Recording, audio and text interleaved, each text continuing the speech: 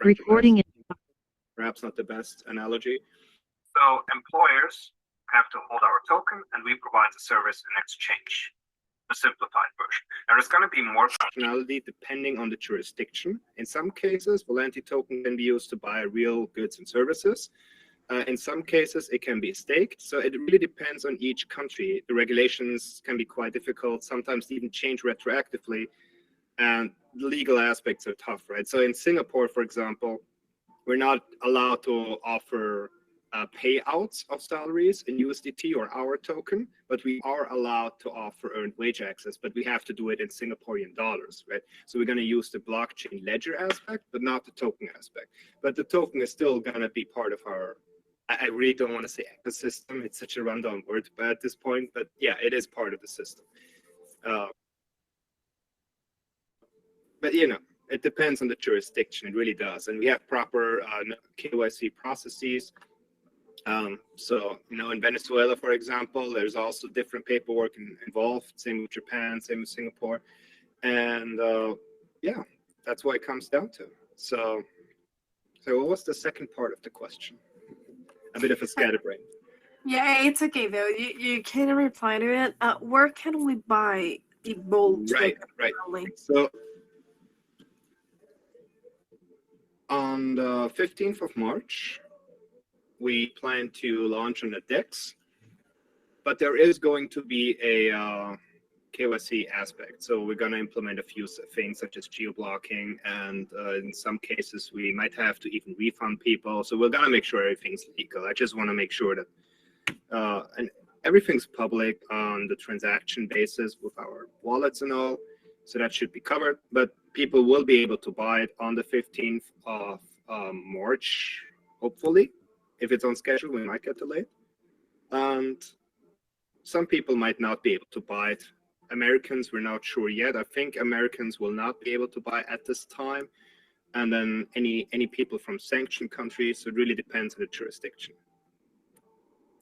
Beautiful. Thank you so much about it, Mr. Joe. So moving on, there is a really important part that you guys have here in your website, and it's kind of particular because usually we don't see this in crypto projects. What are the financial education programs that you guys are offering? Financial allocation programs? You mean grants, sponsorships? Not quite sure what you mean.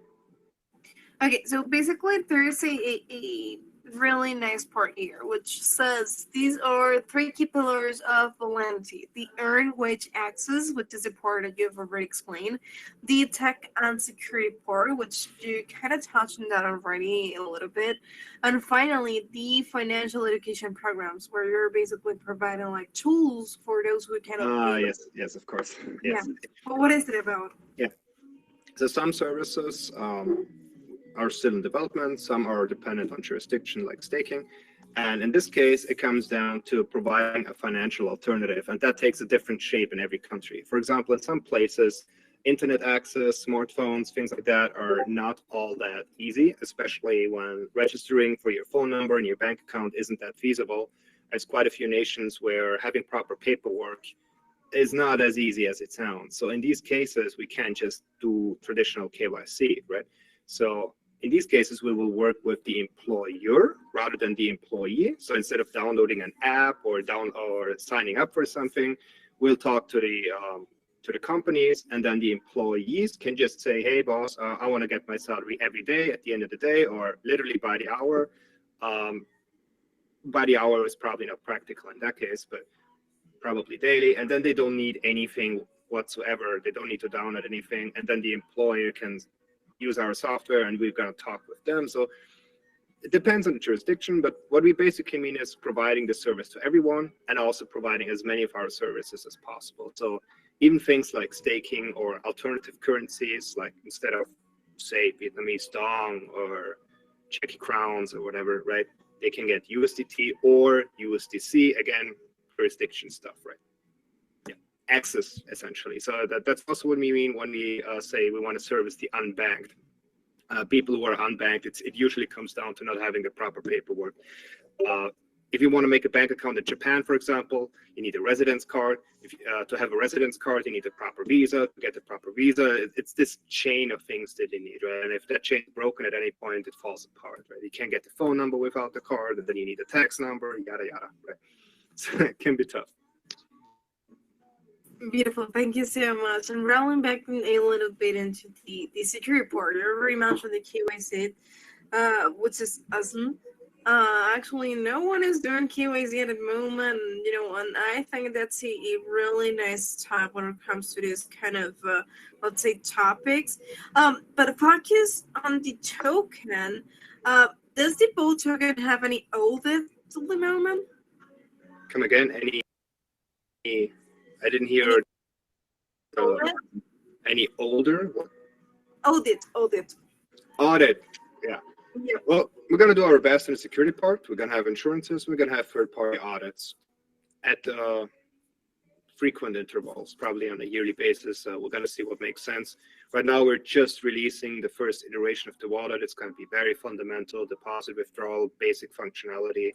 And again, depending on the jurisdiction. And in some cases, it's not even blockchain.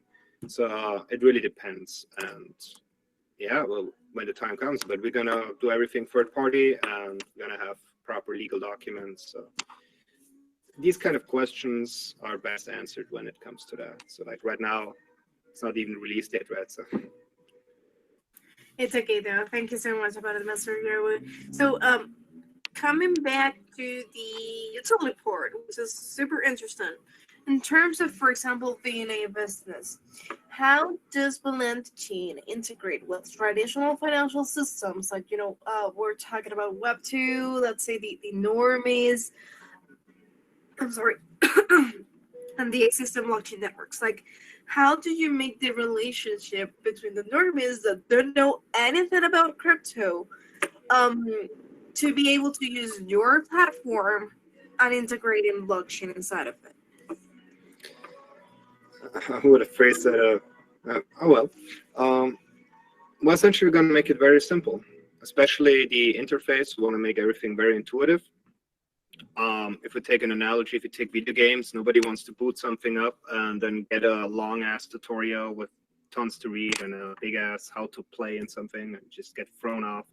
Just very simple, few buttons, not get lost, not be overwhelmed, and just very good designed interfaces. People will probably in some cases not even notice that blockchain is any part of it or that there's cryptocurrency involved.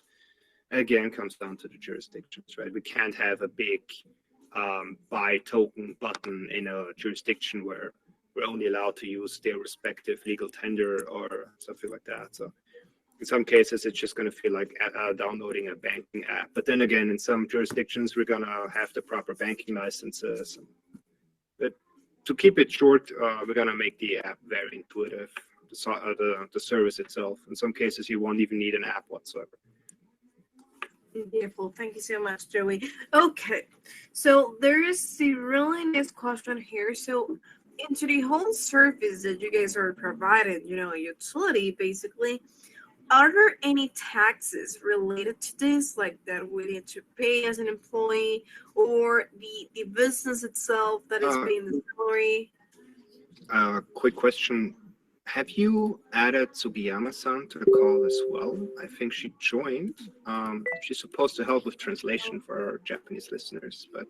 Oh, let me ask Arctic. I didn't know about it because I'm not the owner of CryptoAstronaut. Let me... No problem. We'll take a minute.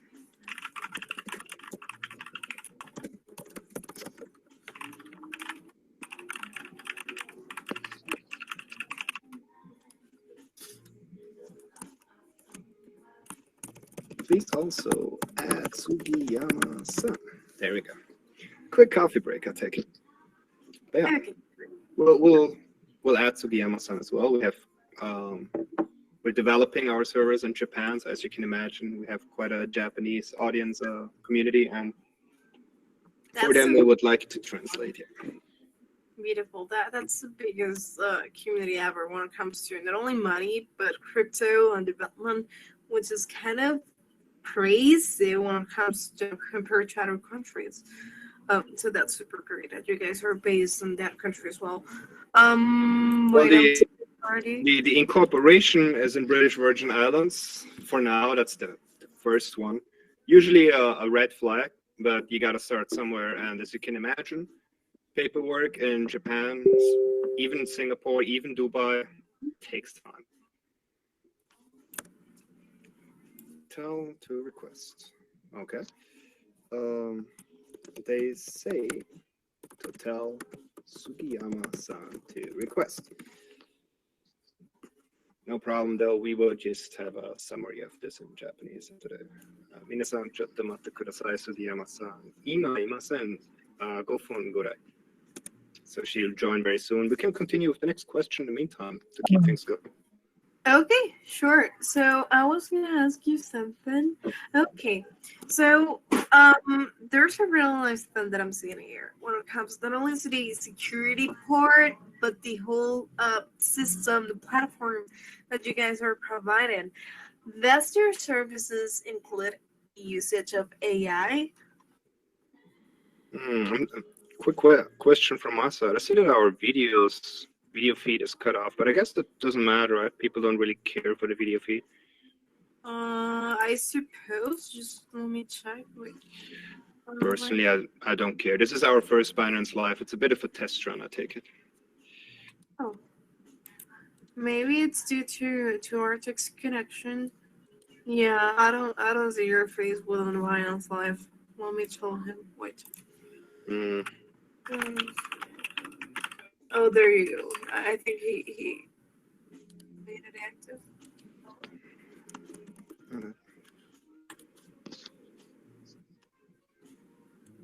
Oh well, no issue.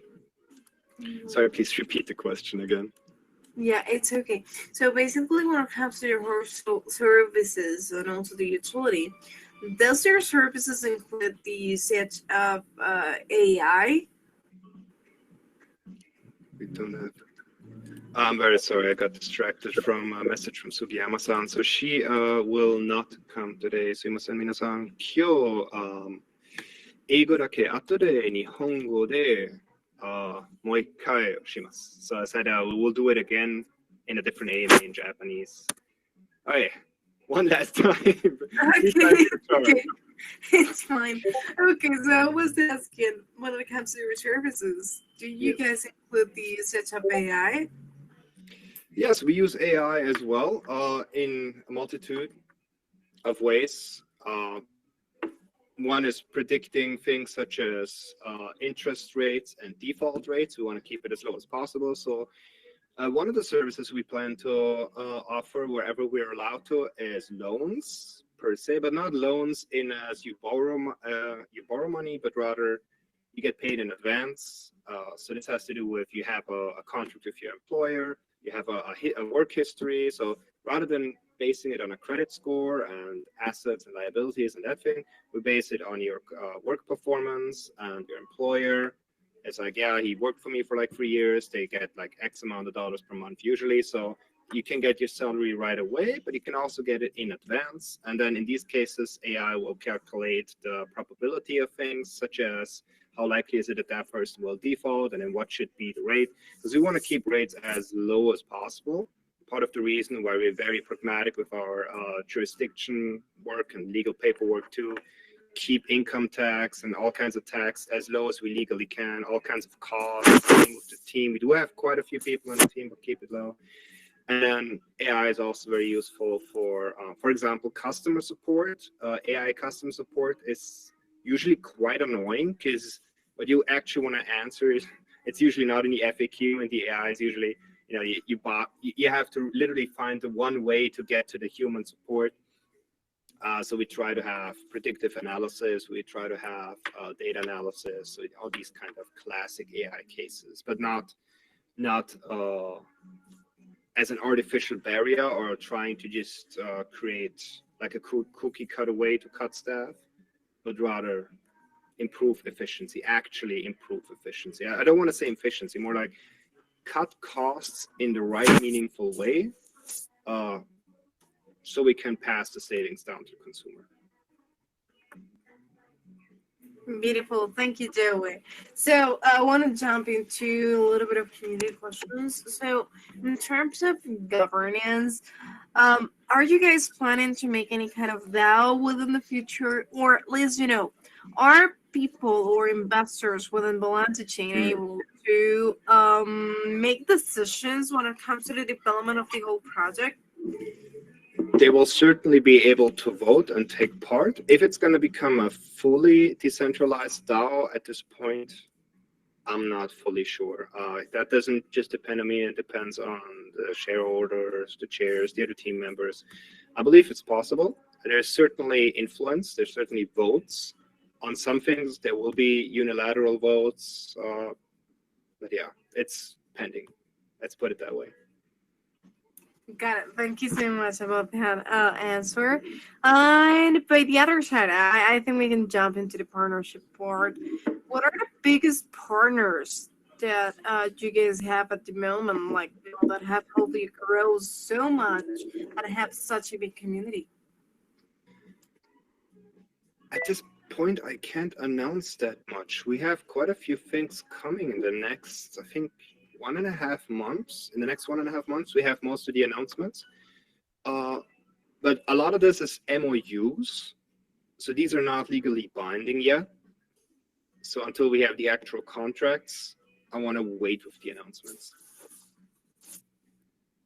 Beautiful, thank you. Okay, so you guys are more than a project. I could tell that even a business, let's say. So that there has been a lot of regulations before the Trump's winning of the elections. So what regulatory and compliance challenges are you guys anticipating, and how will you address them? I mean, obviously it's not that hard like before, but there's still regulations. Well, that is a whole different powder keg. I mean, don't get me wrong, I quite like a lot of the newest stuff, but at the same time, the person appointing the justice system also just released multiple meme coins, and then we have the whole for example, I'm a big fan of CoffeeZilla, so if you heard about this YouTuber, he does really great investigations, and some of the stuff that comes up, all backed by sources, claims, proof, and whatnot. It's a bit tough, right? But yeah, so right now before we had the very uncertain rules and retroactive changes, especially the SEC seems to just go at projects on a whim, seemingly random. And then at the same time, we had all these, frankly, rug pulls and scammers just getting away with it. And now it's tough to even think what you're supposed to do. So we try to keep it very pragmatic and just work from jurisdiction to jurisdiction, try to do everything by the book and properly, keep a proper record of everything, and then take it as it comes, have good lawyers, and just, to do things as proper as you can. But quite frankly, it seems like a bit of a different sort of Wild West now. A lot of people are relieved about the change with the SEC and the regulation. But I don't want to, we certainly don't want to underestimate it. And I don't want to be, I don't want to put it on the easy shoulder. Like financial technology in any format, crypto or not, is very tough, legally speaking. Beautiful, thank you so much. It's okay, Don. And we're currently bull run. Everything is going crazy within crypto, and I think that kind of helps, in general terms, the development of new projects. Obviously, having devs knowing what they're doing, having the right knowledge. So, you can mention a little bit of the utilities, but I haven't asked you about the future outlook of Volnte. So, what is the roadmap for your project, and what are the major milestones that will be happening in 2025? Yeah, we definitely got to build out the roadmap and fix up the website. We've been very busy with everything on the in-person side, going to events and all. Roadmap, right? So on the 15th of March, we want to list in the DEX, like our first listing. A couple months ago, we had our first incorporation with BVI, also some other legal documents settled, some MOU signed, some more things pending. Besides the listing, we also have our first raises done, but that's all on a proper basis, so not with listings. Wallet will be released, I think, in April, and then we'll have status updates And in some cases, we'll put things retroactively on the roadmap, such as we're testing, and then if it functions, we release it once we're sure it works and we have everything signed. But it was already being developed in March, so might adjust that. But essentially, listing in March, wallet in April, and by the end of the year, we should have our next incorporation. And during the year, not sure when exactly, we'll have multiple partnerships launched. We'll also have multiple AMAs on a regular basis. I think we aim for 2 per week, every week. We're also looking for articles and content on a regular basis. And I think that covers it for now, yes. Beautiful. Thank you, Joey. So I was just checking the team behind this, which is crazy. A lot of nice people with a lot of experience. I just wanted to make sure, are you the owner of the CryptoAstronaut YouTube channel? Yeah, that was given to me by a friend, but I'm not really doing YouTube at this point anymore. The channel's not monetized or anything. It's just been around, the occasional upload, but busy with other things. It's okay though, thank you. Okay, so I think I don't have any more questions, at least on the technical side of this, but only one more, which is maybe quite a personal one. So if you could choose a superpower to make Volnte change successful, which one would it be and why?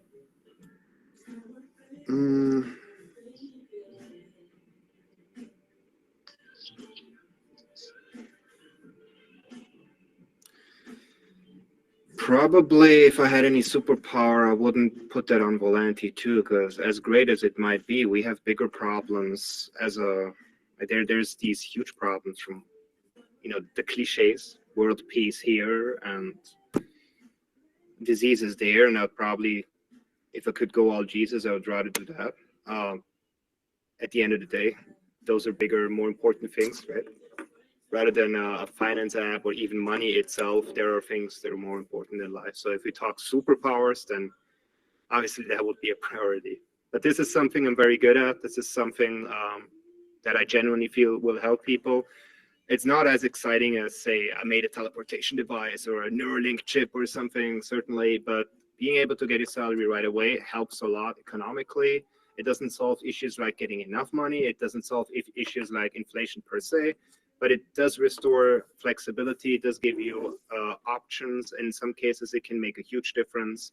And we have the software and the tech and the team behind to make this actually take off the ground. This concept of EVA has been around for a long time now, and it hasn't really taken off the ground much. There's the occasional person using like a website to do it, and there's the occasional employer offering it, but it's not really a spread thing, and we believe we can make it big. It's quite a long answer. Sorry. It's okay. It's a great superpower, though. So thank you so much, for coming in, taking the time to explain everything about Volnte. Kind of a really different idea from what we're used to. We're used to, mempoids, or we're used to other type of projects that don't. I can tell you that basically solve our lives, kind of in a way that even the Web2 people can take advantage of Volnte and benefit from it. So, I don't know if you have any closing remarks, maybe any info that we didn't cover and that you would like to tell us. Just go ahead. Thank you, Joey. Sure. I would just generally recommend people to go back to the basics, balance portfolios, don't go all in with random gambles and other things. Just look at fundamentals, and let's go back to an adult approach, right? If you're investing in anything, I wouldn't tell people to invest in Volnte and nothing else either. I tell people to have a balanced portfolio. And if you're in debt, you should pay off your debts first. If you're looking to create a portfolio, you should probably balance it between beat gold or real estate or whatever classic is, maybe a little bit of risky stuff. Just a mature adult approach, and just taking a step back from the whole craze, especially now. I mean, it doesn't ever seem to end, but yeah, just taking a step back, taking relaxed, slow money, back to how it. Yeah. For sure. Thank you so much, Joey. And what I can tell you is best of luck with your project. It's a really nice idea, like I've mentioned before. Actually, a real utility and both Web2 and Web3. I think this one has a lot of future, and I hope that everything goes pretty well. Thank you so much for coming in today, and most importantly to your probably Spanish, English, and even the Japan community for coming in here today, taking the time to hear everything. It's a shame that we couldn't talk to the Japanese community, but it's okay though. There's gonna be another opportunity to have a Japanese AMA, and yeah, hope to see you soon, Joe. Thank you so much. We'll make it bilingual. Thank you very much. Thank you so much. Bye bye. Bye bye.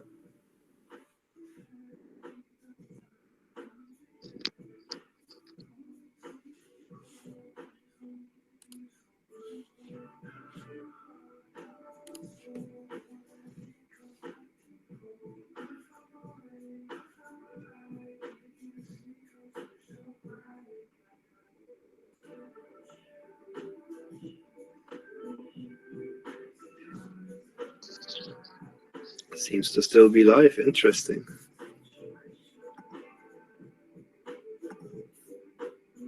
Well, why not? We got a minute. Let's just keep it running then.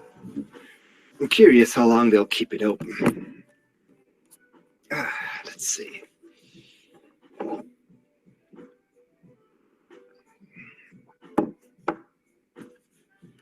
We work all over the place. There's a chronic shortage of mods here, though.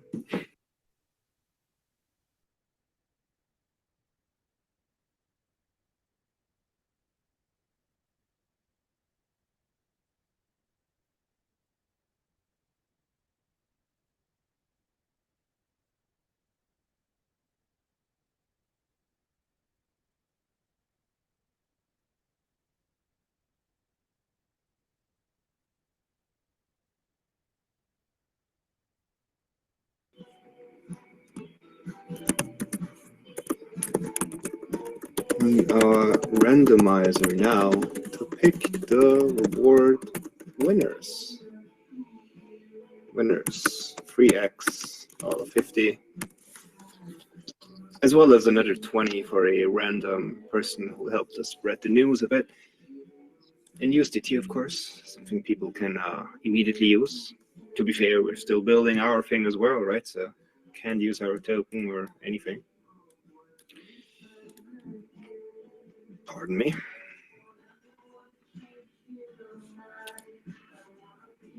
This reminds me of that Snoop Dogg stream where he just left it running, right? For how long? Like a day? Then he came back and just turned it off. Should I just keep this running forever? Is it just permanently live?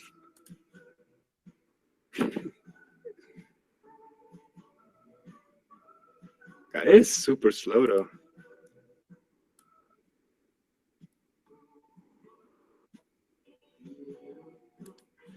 Well, the audio works.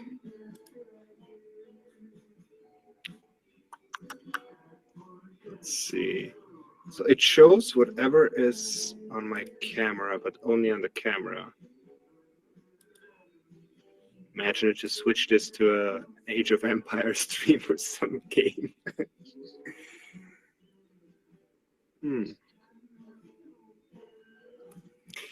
Oh well, let's go to the chat. All right. Thank you very much for joining, everyone. Oh, I didn't have a chance to check the chat yet. Binance live comments. Welcome to Binance Live. All I see is like looks like some kind of gift code to claim or something. Probably a scam of some sort. And no other comments. Are people able to type your comment here? Test comments. Bye, Joey. Nothing shows up. Okay. Doesn't seem to work. Is it broken? There will be 3 segments. Project introduction, Twitter segment, live segment. I mean, all of these are live. Okay. I gotta be honest, I have not figured this out just yet. 1.4K, 1.6K views. I wonder what the percentage of real people is. 100? 10. Hey, you gotta start somewhere. All right. Let's see. Is anyone still in the call? Actually, no, I shouldn't type that in our Telegram. Let's do a little test. If anyone is still in the call, still hears what I'm saying right now, then do post a message in Telegram saying, I still hear you, or I'm still there, if there ever was someone to begin with. And we'll send you a little gift. How about that? It's empty. Another one. Always have a backup tea. Yeah, seems to be just me talking to the void.